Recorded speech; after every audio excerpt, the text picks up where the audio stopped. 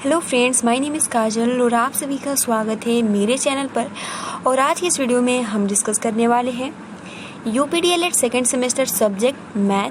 ठीक है, और जैसे कि आप सभी को पता है कि हम कल से यानी आज इस इकाई 11th का पार्ट 2 है।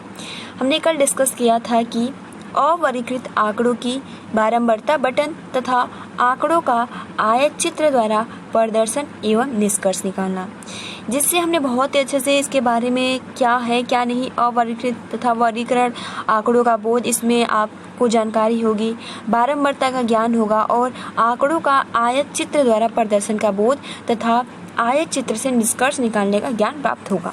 ठीक है, तो हमने सब कुछ ये डिस्कस किया था कि आरोही क्रम अवरोही क्रम क्या होता है। प्रश्न ऐसा पूछ सकता है कि निम्न आंकड़ों को आरोही और अवरोही क्रम में प्रशिक्षुओं से व्यवस्थित कराया जाए। क्लियर। फिर हमने जैसे कि ये बहुत ही महत्वपूर्ण डिस्कस किया था, टैली चिन्ह किसे कहते हैं। ठीक है, तो जैसे कि 1 2 3 4 ये तो आपका, लेकिन अगर 5 से 5 आए, ठीक है, तो उसको हम लिखने का ये तरीका होता है। ठीक है, लाइन, और इस तरह से हम लाइन खींच देते हैं, तो इसको हम टैली चिन्ह कहते हैं और इसको हम 5 कहते हैं। ठीक है, अगर मान लो हमें 10 लिखना है तो हम कैसे लिखेंगे, तो हम इस तरीके से हम ऐसे लिख देते हैं। जैसे मान लीजिए 4 तो 5 हो गया, फिर 1 2 3 4, तो इस तरीके से 10 हो गया। ठीक है, 15 लिखना तो सेम वही प्रोसेस, क्योंकि अगर हम ऐसे ही लिखते जाएंगे 1 2 3 4 5 6 7 8 9 10 11 12 13 14, तो ये दिक्कत आएगी गिनने में, तो इसलिए इसका प्रयोग किया जाता है। क्लियर। हमने बहुत ही अच्छे से कल डिस्कस किया था। तो गाइज ये सब कुछ हमने डिस्कस किया था। अगर आपने प्रीवियस वीडियोस नहीं देखा है तो मैं प्लेलिस्ट का लिंक आपको कमेंट्स बॉक्स में प्लस टेलीग्राम का लिंक दे दूंगी, आप वहाँ से जुड़कर देख सकते हो। ठीक है, बात यहाँ ये आती है कि कमेंट्स आया था मेरे पास कि हम PDF कैसे डाउनलोड करें। तो PDF आपको डाउनलोड करने के लिए सिंपल आपको पहले टेलीग्राम ऐप डाउनलोड करना होगा। ठीक है, उसके बाद टेलीग्राम चैनल ओपन करने के बाद, सब कुछ अलाउ करने के बाद आपको टेलीग्राम का लिंक जो है, जैसे कि मैं आप सभी को बता दूँ, लिंक का नाम है आपका SMALT, ठीक है, .me/PKA और /J। ठीक, तो उसका लिंक भी मैं आप सभी को कमेंट्स बॉक्स में दे देती हूँ। सिंपल आप वहाँ से जुड़कर, और आपको टेलीग्राम जैसे ही ओपन होगा जितने भी सब्जेक्ट है आपको PDF मिल जाएंगे। तो चलिए फ्रेंड्स, हम शुरू करते हैं। तो देखिए, कल हमने यहाँ तक डिस्कस किया था। अब आज हम डिस्कस करेंगे आंकड़ों का वर्गीकरण, बहुत ही अच्छे से इसको समझेंगे। ठीक है, तो देखिए क्या कह रहा है कि प्रशिक्षुओं से परीक्षा फल के संदर्भ में निम्नलिखित प्रश्नों पर परिचर्चा कीजिए। जैसे कि पॉइंट 1 कि 100 अंकों में, मतलब कि 100 नंबर है, ठीक है, उसमें से जो किसी ने प्रथम पाया, किसी ने द्वितीय पाया, तो किसी ने तृतीय पाया, और कोई फेल हो गया, तो होने वाले विद्यार्थियों के अंकों का सीमा कितने से कितने अंकों तक है। ठीक है, कितने से कितने अंकों तक है, यानी कितने से कितने अंतर है, किस तरीके से फेल हुए, तो इसको आप चित्र के माध्यम से, सारणी के माध्यम से किस तरीके से प्रदर्शित कर सकते हो, यह हम बहुत ही अच्छे से डिस्कस करेंगे। सेकंड कि परीक्षा फल को विभिन्न श्रेणियों में विभाजित करने से परीक्षा की व्याख्या करने से क्या सुविधा होती है, तो इससे आसानी होती है। ठीक है, बहुत ही आसानी के साथ हम बता सकते हैं कि कितना में कौन सा ऐसा स्टूडेंट है जो प्रथम पाया है, द्वितीय पाया है, तृतीय पाया है। ठीक है, तो चलिए इसके लिए सारणी कैसे बनाते हैं। तो सबसे पहले तो आप यहाँ, जैसे कि आपके सामने फिगर दिख रहा है, ठीक है, इसको हम थोड़ा जूम कर देते हैं, और आपको सबसे पहले तो 2 लाइनिंग बना देनी है। ठीक है, ये सब कुछ उसके बाद बनाने के बाद आपको एक वर्ग में लिखना है श्रेणी और दूसरे वर्ग में लिखना है प्राप्तांक का अंतराल। ठीक है, अब देखिए 100 में से, क्यों कह रहे हैं 100 में से प्रथम पाए हैं, द्वितीय पाए हैं, तृतीय पाए हैं और अनुत्तीर्ण पाए हैं। अब यहाँ क्या कह रहा है, प्राप्तांक का अंतराल, यानी प्राप्तांक का अंतर। ठीक, अंतर क्या है कि उसने प्रथम पा गया, द्वितीय पा गए, तृतीय पा गए और उसी में फेल हो गए। तो देखिए, सबसे पहले तो जो बहुत सारे स्टूडेंट होंगे जो प्रथम पाए होंगे, तो बहुत सारे ऐसे स्टूडेंट हैं जो 100 में से 60 अंक लाए हैं, तो किस स्थान पे है, प्रथम स्थान पे है। अब हम यहाँ थोड़ी ना लिख सकते हैं दोबारा 100, तो हम 100 ना लिख के क्या लिखते हैं, 60 है, तो यहाँ पर हम 59 लिखते हैं। क्लियर, ये ध्यान देने वाली बात है।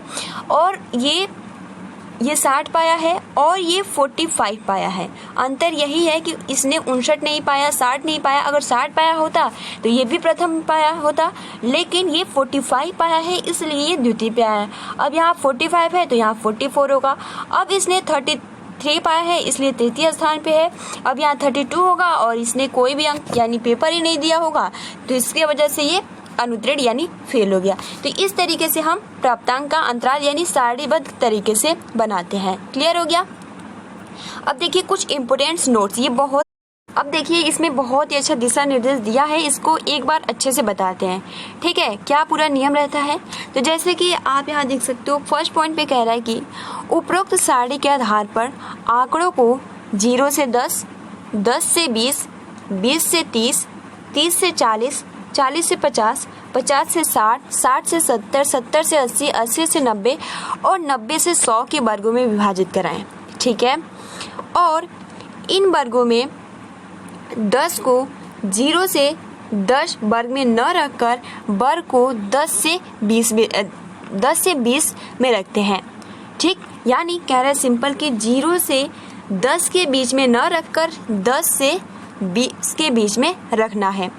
और प्रशिक्षु को बताया कि यहाँ वर्ग 0 से 10 में 0 इस वर्ग की निम्न सीमा है, क्योंकि सबसे छोटी है तो इसलिए जो ये वर्ग है इसमें सबसे निम्न सीमा कौन है, तो 0 है, तथा 10 इसकी उच्च सीमा है। और दोनों सीमाओं का अंतर इस वर्ग का आकार, वर्गांतर, वर्ग अंतराल या वर्ग स्तर या माप कहलाता है। ठीक है, वर्ग बनाते समय इस बात का ध्यान रखिए कि वर्ग एक दूसरे से अतिक्रमित न करते हों। जैसे कि उदाहरण के लिए 0 से 10, 10 से 20, 20 से 30 आदि बनाए जाते हैं। यानी ऐसा नहीं होता है 0 से 10, 8 से 18, 20 से, मतलब जो अंतर होना चाहिए। ठीक है, जैसे कि मान लीजिए 0 से 10, ठीक, 8 से 18, 20 से 24, तो आप यहाँ देख सकते हो बिल्कुल गलत। अंतर जो होना चाहिए वो समान होना चाहिए। अब आप यहाँ अंतर जब देखेंगे तो मतलब क्या, 20 से 24 4, 18 से 8, क्या मतलब इसका कोई डिफरेंट ही नहीं बन रहा है। डिफरेंट आएगा 18 में 8 तो 10 आ जाएगा। तो इस तरीके से ये वर्ग ऐसा नहीं होना चाहिए, जो अंतर होना चाहिए वो समान होना चाहिए। क्लियर। अब देखिए आपके सामने बहुत ही महत्वपूर्ण है, ऐसे ही प्रश्न पूछे जाते हैं। जैसे कि आप यहाँ देख सकते हो कि निम्नलिखित बारंबारता बटन सारणी का अध्ययन कीजिए और उसके नीचे दिए हुए प्रश्नों को उत्तर दीजिए। जैसे कि एक वर्ग अंतराल है और दूसरा बारंबारता है। अब एक तो जो बारंबारता है वो श्रमिक है और दूसरा उनका मतलब कितना रुपए दैनिक जीवन में दैनिक आय होता है। ठीक है, तो मान लो कि 100 से 125, ठीक है, 100 से 125 के बीच में डेली मतलब इतने के बीच में रुपए दिए जाते हैं कितने श्रमिकों को, तो 46। 125 से 150 के बीच में रुपए दिए जाते हैं, कुल कितने श्रमिक है, 23। 150 से 175 के बीच में पैसे दिए जाते हैं यानी 54 ऐसे हैं। 175 से 200 के बीच में यानी 130 ऐसे श्रमिक हैं जिनको 175 से 200 के बीच में आय यानी रुपए दिया जाता है। 200 से 225 यानी 125 ऐसे श्रमिक हैं। 225 से 250 के बीच में पैसा दिया जाता है यानी 110 ऐसे श्रमिक है। 250 से 275 यानी 90 और 275 से 300 ऐसे हैं 65 जिनको 275 से 300 के बीच में आय डेली का आय मिलता है और 300 से 325। अब देखिए प्रश्न कैसे पूछ सकता है। ठीक है, ऐसे ही चित्र बना देगा और प्रश्न पूछेगा। तो सबसे फर्स्ट यहाँ क्या कह रहा है कि वर्ग अंतराल की माप क्या है। ठीक है, वर्ग अंतराल की माप क्या है, तो देखिए वर्ग अंतराल कह रहे हैं 100 से 125 कितने का डिफरेंट है, तो 25। ठीक, 125 से 150 कितने का डिफरेंट है, 25। 150 से 175 कितने का डिफरेंट है, 25। मतलब आप देख सकते हो हर एक में 25 25 25। तो यही पूछ रहा है कि वर्ग अंतराल की माप क्या है, तो यहाँ पर आपका आंसर हो जाएगा 25।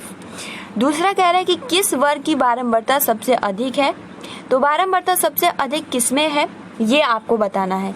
अब बारंबारता सबसे अधिक किस में है देखिए ये आपका क्या है, वर्ग अंतराल है और ये बारंबारता है, मतलब कि श्रमिकों की संख्या सबसे ज़्यादा किसमें है, तो आपके सामने शो हो रहा है जो 130 है ये सबसे ज़्यादा है, यानी बारंबारता जो श्रमिकों की संख्या या बारंबारता पूछ रहा है तो यहाँ पर 130 यानी 130 हो जाएगा। ठीक है, सबसे अधिक किसमें है तो 130 श्रमिक। किस वर्ग की बारंबारता सबसे कम है, ठीक, तो सबसे ज़्यादा कम किस में है एक बार देख लेते हैं। तो आपके सामने शो हो रहा है, तो देखिए 2 बार आया है 23, तो आपका यही आंसर हो जाएगा कि किस वर्ग की बारंबारता सबसे कम है, तो 23। अब देखिए अगला जो है कि वर्ग अंतराल, ये बारंबारता नहीं पूछ रहा है, वर्ग अंतराल पूछ रहा है। वर्ग अंतराल आपका ये है और बारंबारता ये है। तो कह रहा है कि वर्ग अंतराल 300 से 325 की उच्च सीमा व निम्न उच्च सीमा और निम्न सीमा क्या है। ठीक है, यानी वर्ग अंतराल की 300 से 325 की उच्च सीमा क्या है और निम्न सीमा क्या है, यही क्यों है। और 325 तो 300 क्या है निम्न सीमा है और 325 क्या है उच्च सीमा है। क्लियर। अब देखिए किन्हीं दो वर्गों की बारंबारता समान है, तो अभी हमने डिस्कस किया बारंबारता यहाँ पे भी 23 है और यहाँ पे भी 23 है। तो इस तरीके के आपके सामने चार्ट दे दिए जाएंगे और ऐसे क्वेश्चन पूछ लिए जाते हैं। क्लियर।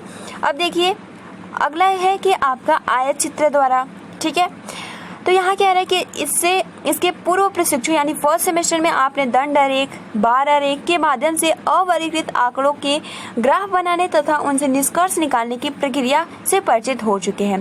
किंतु अब यदि आंकड़े वर्गीकृत है और बारंबारता दिया गया हो तो उनका निरूपण भी ग्राफ द्वारा किया जा सकता है और वर्गीकृत आंकड़ों के निरूपण को आयत चित्र कहते हैं। ठीक है, सबसे इम्पोर्टेंट प्रश्न कि आयत चित्र किसे कहते हैं। तो यहाँ से कि वर्गीकृत आंकड़ों के, ठीक है, यहाँ से कि वर्गीकृत, देखिए ये लाइन सबसे महत्वपूर्ण है कि वर्गीकृत आंकड़ों के निरूपण को आयत चित्र कहते हैं। क्लियर। अब देखिए आयत चित्र में एक्स अक्ष पर वर्ग अंतराल को आधार मानकर आयत खींचे जाते हैं। क्लियर। और आयतों की चौड़ाई वर्गांतर के तथा ऊंचाई संबंधित वर्ग के बारंबारता के समानुपाती होता है। आइए अब आयत चित्र के निरूपण पर विचार करें। जैसे कि आपके सामने आयत चित्र दे दिया गया होगा, इस तरीके से बनाने के लिए अब आपको आयत चित्र के थ्रू समझाना होगा। वर्ग अंतराल कितना है, तो 0 से 10, 10 से 20, 20 से 30 और 30 से 40, 40 से 50, 50 से 60। बारंबारता क्या है, 2, 6, 14, 16, 10, 2। ठीक। तो यहाँ पर क्षैतिज अक्ष पर वर्ग अंतरालों को निरूपित करें और दंड की लंबाई वर्ग अंतराल की बारंबारता दर्शाती है।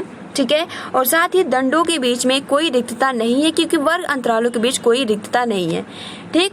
तो सबसे पहले तो अंतर आप देख सकते हो, अंतर कितने का है, 10 का है। यहाँ भी 10, यहाँ भी 10, यहाँ भी 10, यहाँ भी 10 और यहाँ भी 10, यहाँ भी 10। ठीक है, तो सबसे पहले तो आप एक समान अंतर के लाइन खींचोगे, कितने तक है आपका कुल, तो यहाँ पर आपका जो है वो 16 से कम ही है। ठीक। तो 60 तक बनाने की क्या जरूरत है, जब हमारा बारंबारता यहीं तक बन जाएगा तो फिर उतना ऊपर बनाने की जरूरत नहीं है। तो देखेंगे सबसे पहले 16। ठीक। तो देखिए अब क्या करेंगे, हम ऊपर की जो आपका ये बारंबारता है ऐसे खींचेंगे। ठीक है, जैसे कि इसको हम थोड़ा जूम करते हैं, है ना। अब देखिए सबसे पहले तो जैसे कि यहाँ ऐसे खींचा है, ठीक, यही एग्जाम्पल के लिए यहाँ बता दे रही हूँ। अब देखिए हम सबसे पहले बारंबारता देखते हैं, तो कितने था, 16 था। तो हम अंतर लेके कि सब में अंतर जो हो वो समान होना चाहिए, तो 2 का अगर हम अंतर ले लेंगे तो आसानी के साथ हो जाएगा। ठीक है, तो 1-1 सेंटीमीटर पर 1, 2, 3, 4, 5। ठीक है, ऐसे एग्जाम्पल के लिए बता रही हूँ। 1, 2, 3, 4, 5, 6, 7, ठीक, और 8। ठीक, इतना में हो जाएगा। अब देखिए कि मान लीजिए 2 हो गया, 4 हो गया, ठीक, 6 हो गया, 8 हो गया, 10 हो गया, 12 हो गया, 14 हो गया, 16 हो गया और 18 भी कर सकते हैं।